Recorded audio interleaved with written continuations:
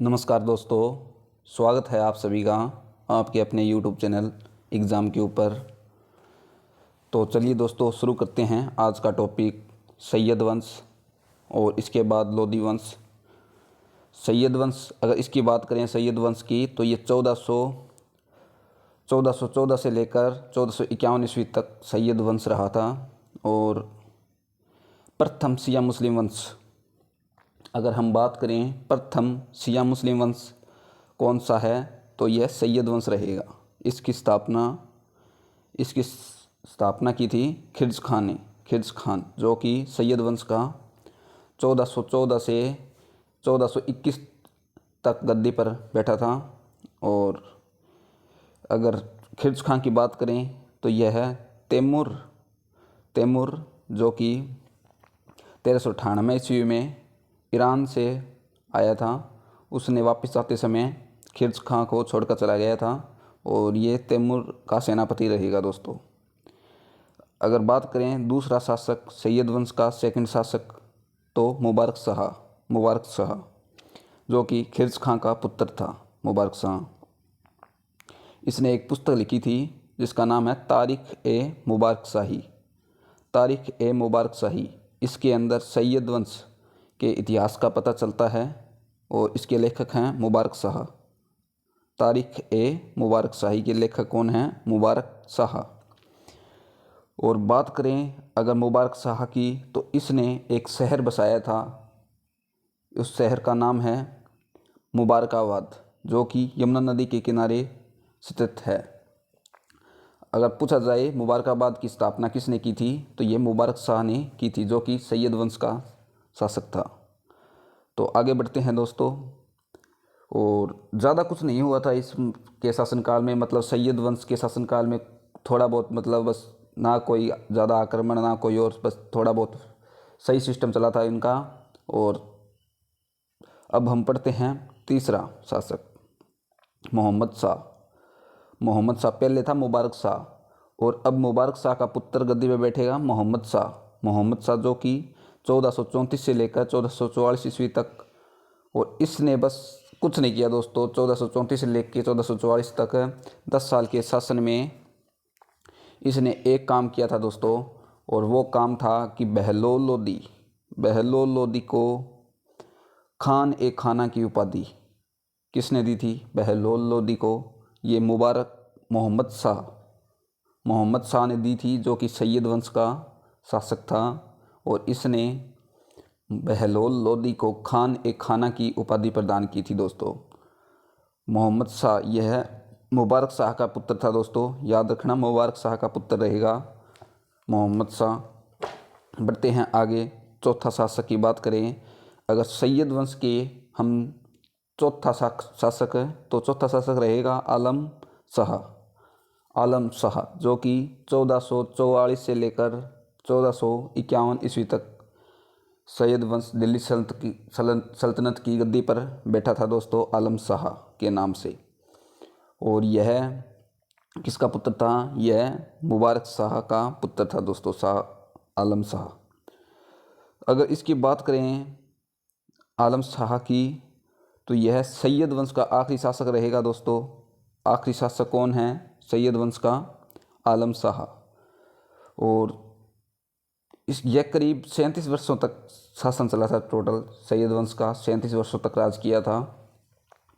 लेकिन 37 वर्षों के अंदर इन्होंने कुछ नहीं किया दोस्तों, बस ओनली नाम मात्र के शासक रहे थे, ये नाम मात्र के राजा दिल्ली सल्तनत के। ठीक है दोस्तों, ये बात आपको ध्यान रखनी है। इसके समय में सैयद वंश के समय में ज़्यादा कुछ नहीं हुआ दोस्तों। ठीक है दोस्तों, अब हम बढ़ते हैं आगे। अगर बात करें यह चौथा शासक जो आलम शाह था, बहलोल लोदी को खान ए खाना की उपाधि मोहम्मद शाह ने दी थी दोस्तों।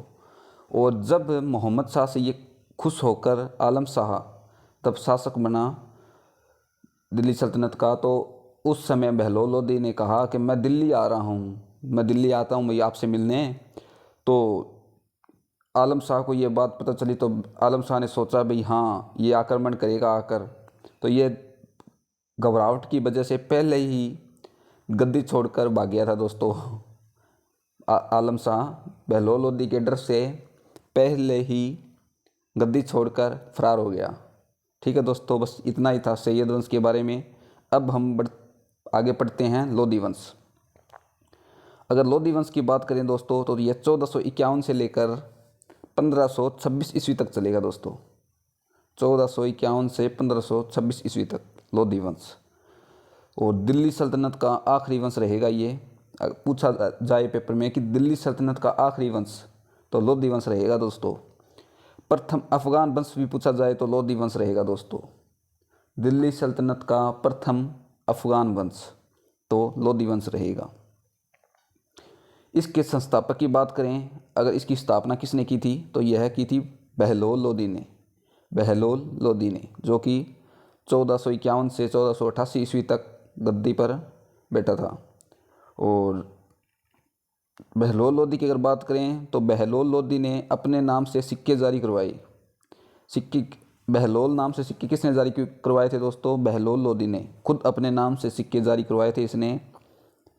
और बात करें बहलोल लोदी की मृत्यु 1488 के अंदर 1488 के अंदर बहलोल लोदी की मृत्यु हो गई थी। और एक बार नोट रखना दोस्तों कि बहलोल लोदी हैं जो कि अपने सरदारों को, वहाँ पे जो सरदार रहा करते थे, इसके सैनिक रहा करते थे, उनको मकसद ए अली कहकर पुकारता था दोस्तों। अपने सरदारों को मकसद ए अली कहकर कौन पुकारता था? बहलोल लोदी। अगर सिकंदर लोदी बात करें, सिकंदर लोदी जो कि लोदी वंश का दूसरा शासक रहेगा। सिकंदर लोदी जो 1488 से 1517 ईस्वी तक गद्दी पर बैठा था। और यह बहलोल लोदी का पुत्र था दोस्तों। और इसका पहले नाम निज़ाम खान था दोस्तों। निज़ाम खान जो कि सिकंदर लोदी के नाम से दिल्ली सल्तनत की गद्दी पर विराजमान हुआ दोस्तों। अगर बात करें सिकंदर लोदी ने गज ए सिकंदरी, जो भूमि के मापन के लिए एक गज ए सिकंदरी लागू की, जो भूमि को नापते हैं आप, तो उसको गज में ही मापा जाएगा दोस्तों। यह किसने कहा था? सिकंदर लोदी ने, और इसने ही इसका आविष्कार किया था गज ए सिकंदरी का। अगर बात करें आगे हम कि गुलरुखी नामक कलम से कविता लिखा करता था। कौन लिखता था दोस्तों गुलरुखी कलम से कविता? यह सिकंदर लोदी जो कि फारसी में कविता लिखता था दोस्तों। फारसी के अंदर अगर पूछा जाए गुलरुखी नामक कलम से कविता लिखा करता था कौन सी भाषा में, तो फारसी भाषा रहेगी दोस्तों। क्योंकि दिल्ली सल्तनत की पता ही आपको भाषा फारसी ही थी दोस्तों। इसने 1504 ईस्वी में आगरा की स्थापना की थी। आगरा की स्थापना 1504 ईस्वी में सिकंदर लोदी ने की थी दोस्तों। और 1517 ईस्वी में इसकी मृत्यु हो जाती है गले की बीमारी के कारण। सिकंदर लोदी की मृत्यु 1517 ईस्वी में गले की बीमारी के कारण मृत्यु हो जाती है। और तीसरा शासक बनता है लोदी वंश का इब्राहिम लोदी, जो कि 1517 ईस्वी से 1526 ईस्वी तक रहेगा।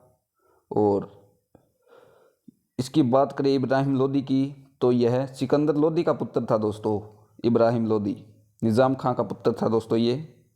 और दिल्ली सल्तनत का आखिरी शासक पूछा जाए तो कौन रहेगा? इब्राहिम लोदी। और दिल्ली सल्तनत का आखिरी वंश लोदी वंश। ठीक है दोस्तों, बात करें अगर इब्राहिम लोदी, तो इसके समय में दोस्तों 1 लाख सैनिक हुआ करते थे इसके पास। 1 लाख सैनिक थे इसके पास दोस्तों।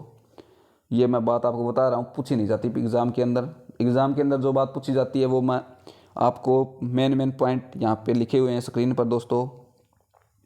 और अब बात आती है 1517 से 18 खतौली का युद्ध हुआ था दोस्तों। 1517 या 18 के अंदर खतौली का युद्ध।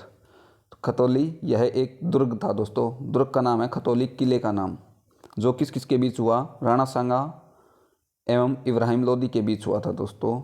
और राणा सांगा की इसमें जीत हुई थी दोस्तों। उसके बाद बात करें अपन इब्राहिम लोदी की, तो उस समय पंजाब में इसका भतीजा था दोस्तों दौलत खान लोदी। और मेवाड़ जो कि राजस्थान में, वहाँ पे संग्राम सिंह और राणा सांगा 2 शासक थे दोस्तों।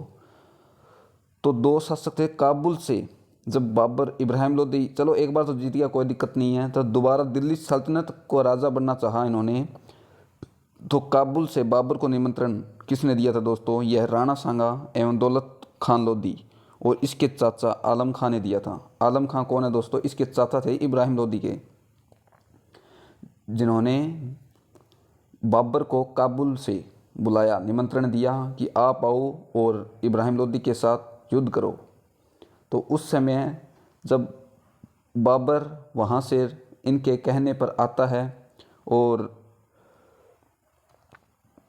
जब बाबर पंजाब पहुँचा तो दौलत खान लोदी ने 7 दिन से इनकार कर दिया, और जब बाबर मेवाड़ पहुँचा तो राणा सांगा भी साथ नहीं था। तो तब जाकर ये अकेले ने, बाबर ने 1526 ईस्वी में पानीपत की लड़ाई लड़ी थी दोस्तों, अकेले ने, वो हम आगे पढ़ेंगे। तो पानीपत का प्रथम युद्ध कब हुआ था? 21 अप्रैल 1526 ईस्वी को पानीपत का प्रथम युद्ध चला था दोस्तों। और इसमें किसकी जीत हुई थी? बाबर की जीत हुई थी। बाबर एवं इब्राहिम लोदी के बीच हुआ था यह युद्ध, जो कि पानीपत के अंदर हुआ था। और इसी के अंदर बात करें, बाबर कहाँ का निवासी था दोस्तों? ये फरगना का था। फरगना के राजा उमर शेख का पुत्र था दोस्तों। वो हम कल नेक्स्ट लेक्चर के अंदर पढ़ेंगे, लेकिन मैं आपको बता रहा हूँ दोस्तों कि इस युद्ध में बाबर ने पहली बार तुगलगमा एवं तोपखाने की नीति अपनाई थी। किसने अपनाई थी? बाबर ने, पानीपत के प्रथम युद्ध में। तो दोस्तों आज के लिए इतना ही। अगर वीडियो पसंद आए तो लाइक एंड शेयर ज़रूर करना दोस्तों, और एग्ज़ाम क्यू चैनल को सब्सक्राइब ज़रूर करें दोस्तों, एंड सब्सक्राइब ज़रूर करें। और आप हमारे टेलीग्राम ग्रुप से भी जुड़ सकते हैं एग्ज़ाम क्यू के नाम से, और आप फेसबुक पेज को भी लाइक कर सकते हैं दोस्तों। तो मिलते हैं नेक्स्ट लेक्चर के अंदर, तो तब तक के लिए जय हिंद, जय भारत।